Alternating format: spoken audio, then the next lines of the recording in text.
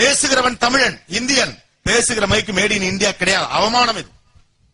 இவ்வளவு பெரிய அறிவையும் எல்லாத்தையும் வச்சிட்டு வெறும் தொழிலாளியாகவே நாம் தொடர்ந்து இருப்போம் என்றால் இது இந்த தேசத்தினுடைய அறிவுக்கு நாம் செய்கிற விரோதம்.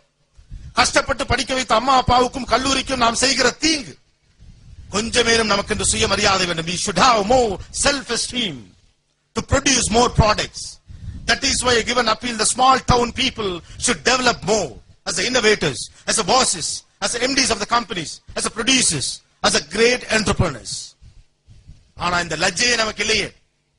உலகத்துல நம்ம நாட்டுல இந்தியாவில் அழகான பொண்ணுங்களே இல்லையா? இதற்கு முன்னால வரிசையா கொடுத்தாங்களே உலக அழகி பட்டம். Sushmita Sen miss universe, Aishwarya Rai miss world, Lara Dutta, Sengamma, Muniyamma வரைக்கும் அவார்டு 5 வருஷம் வரிசையா கொடுத்தாங்க.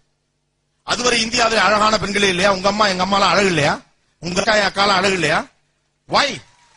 ஏன் உலக நாடுகள் வரிசையாக 5 ஆண்டுகள் இந்தியாவிடம் அந்த பட்டத்தை கொடுக்கிறது, உலக அழகி பட்டத்தை? இதை ஆழமாக ஒரு படித்த இளைஞன் ஏன் யோசிக்கவே இல்லை? The international cosmetic companies wanted to dump their products in India. India மிகப்பெரிய சந்தை என்ற அடையாளம் கொண்டு கொண்ட உலக நாடுகள் தங்களுடைய படைப்பை கொண்டு வந்து விற்பதற்கான சந்தையாக இந்தியாவை மாற்ற முயற்சித்தது. இன்னமும் சொல்ல போனா அந்த ஓல்ட் ப்ராடக்ட்ஸ் டம்பிங் யார்டாக, ஒரு குப்பை மேடாக இந்தியாவை பயன்படுத்த வேண்டும் என்ற ஆசை அவர்களுக்கு இருந்தது. அதான் குடு, வரிசையா குடு. லாரா தத்தா வரைக்கும் உலக அழகி பட்டம். இன்னைக்கு நீங்க ஒரு பொண்ணெல்லாம் கடத்த வேணாம், அந்த பெண்ணுடைய கைப்பையை கடத்தினாலே 3000 ரூபாய் கிடைக்கும். உள்ள பாருங்க இருக்கு. How it happened? சிந்தூர் பொட்டு எங்க போச்சு? ஐடெக்ஸ் கும்கும் எங்க போச்சு? கண்மை எங்க போச்சு? எல்லாம் போச்சு. முதலாளியா இருந்த நாம் இன்னைக்கு தொழிலாளியா வந்து உட்கார்ந்துருக்கோம். உள்ளூரிலேயே உங்களை வைத்துக் கொண்டு உலக நாடுகள் ஆண்டு கொண்டிருக்கின்றன. இதுக்கு வெள்ளக்காரன் இங்க வந்து ஆண்டுட்டு போலாமே, வெட்கமான விஷயம் இது. How it happened? Why no one questions? ஏன் கேள்வியே கேட்க? ஓடிக்கொண்டிருக்கிற இத்தனை கார்கள், எத்தனை கார் நம்ம கார்? எத்தனை கார் மேட் இன் இந்தியா?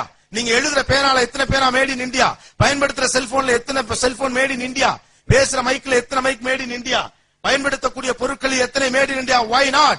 ஏன் இவ்வளவு பெரிய முதலாளி தேசத்தை தொழிலாளி தேசமாக தொடர்ந்து உலக நாடுகள் வைத்திருக்கிறது? கவனிப்பாரற்றே கிடக்கிறோமே. நல்லதோர் வீணை செய்து நலம் கட புழுதியில் எரிந்தாயிற்று. Have you ever thought about it? Why we are customers? இங்க இருக்கு நொய்யலாறுன்னு ஒண்ணு இப்ப இல்ல, அழிஞ்சு போச்சு. இந்த நொய்யல் ஆற்றின் வழியாக கோயம்புத்தூரில் இருந்து ரோம் நகர் வரை வியாபாரம் நடந்திருக்கிறது.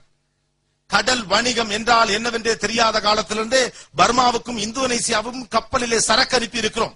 ஐரோப்பாவின் பல முனைகளில் இந்திய வியாபாரம் நடந்திருக்கிறது. We were the bosses. We never be just laborers. ஆனா இன்னைக்கு உலக நாடுகள் உங்களை சந்தையாக்கி வைத்திருக்கிறது, அறிவாளிகளை முடமாக்கி வைத்திருக்கிறது. படித்த இளைஞர்கள் யோசிக்காத தேசம் பயப்படுகிற தேசம் என்று சொல்லி இருக்கிறார்.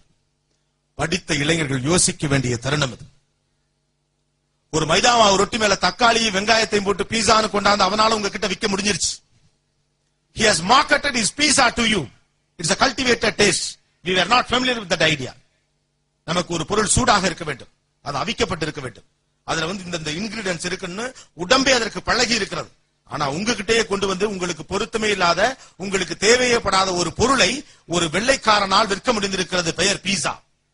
ஏன் உங்களால இட்லியை விற்க முடியல? Why you never thought to product it? எவ்வளவு பெரிய ப்ராடக்ட் அது. குழந்தை சாப்பிடலாம். உலகம் முழுவதும் குழந்தைகளுக்கு கொடுக்க சொல்லி பீடியாட்ரிஷியன் சஜஸ்ட் பண்ணக்கூடிய ஃபுட் பேரு இட்லிங்க. இட்லி. அதுக்கு குஷ்புன்னு பேரு வச்சுட்டு சினிமா பார்த்துட்டு சிரிச்சுக்கிட்டு இருக்கோம். வெக்கம், அசிங்கம். Why we didn't market idli to the market? Do you know the favorite food of the world community? இந்த ஒட்டுமொத்த உலகத்தினுடைய பிரதானமான உணவு, விரும்புகிற உணவு. It is a statistics. ஆய்வறிக்கையின் அடிப்படையிலே சொல்லப்பட்டிருக்கிறது. உலகம் முழுவதும் 72% மக்கள் நேசிக்கிற உணவுக்கு பேர் என்ன தெரியுமா? மசால் தோசை. மசால் தோசை தான் உலக மக்களுக்கு பிடித்த உணவு. Have you market it? பண்ணீங்களா? ஏன் மார்க்கெட் பண்ணல? பீஸாவை மார்க்கெட் பண்ண முடிஞ்சிருச்சு, KFC சிக்கனை மார்க்கெட் பண்ண முடிஞ்சிருச்சு, மெக்டி மார்க்கெட் பண்ண முடிஞ்சிருச்சு, எல்லாத்தையும் வாங்கி திங்க முடிஞ்சிருச்சு நமக்கு. Why we didn't market anything? ஏன் யோசிக்கவே இல்ல? We have lot of exclusive product. ஜூட்டுக்கு இந்தியா மோனோபோலி. ஜூட்டோட மோனோபோலி உங்ககிட்ட இல்ல. ரைஸே உங்க கையில இல்ல. மஞ்சள் தாலியில போடுற விஷயம் நம்ம ஊர்ல பேட்டன் ரேட் உங்ககிட்ட இல்ல. வேம்புக்கு பேட்டன் ரேட் ஒருத்த விலை பேசிட்டு இருக்கான். இதனால நம்ம புதுசா என்னமோ பேசிட்டு இருக்கான், பார்லிமெண்ட் மாதிரி இருக்குல்ல.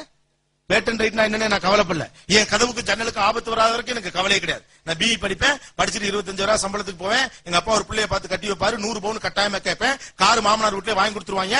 ஊர் தாண்டி அரை பக்கத்துல ஒரு வீடு கட்டி மாடியில கட்டில் போட்டு ஆடி புள்ள பத்து செத்து போயிருவேன். சாவலாம் அதுக்கு. Let us die for that. Why? இந்த சுய கௌரவம் நமக்கு வேணும். Let the world market look at you. இவ்வளவு பெரிய ஆதார சக்தியை கையில் வைத்துக் கொண்டு வீணே காத்திருந்தால் வரலாறு நம்மளை கேலி பேசிடும்.